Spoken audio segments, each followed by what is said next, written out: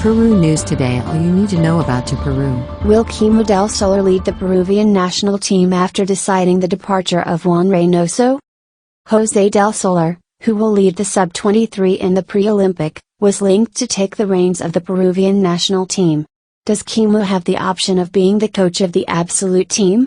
The calendar of the Peruvian national team in 2023 was completed with the tie in Lima against Venezuela for the sixth date of the South American qualifiers for the 2026 World Cup, and the activity will resume in March of next year, the period of the next FIFA window.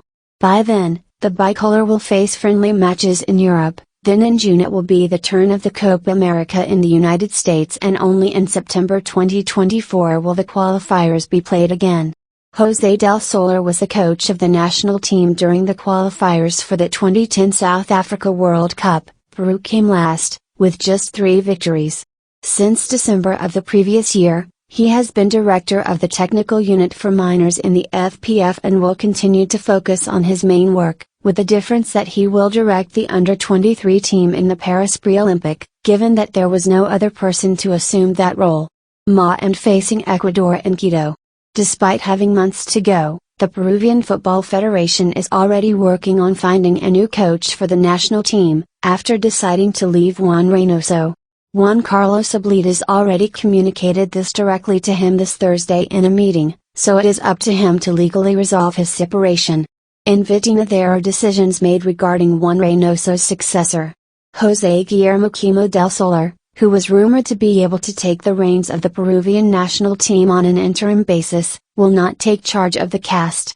Chemo will not be in charge of the Peruvian national team at an absolute level, furthermore, because in the FPF it is clear that for the March matches the new coach will have already been named.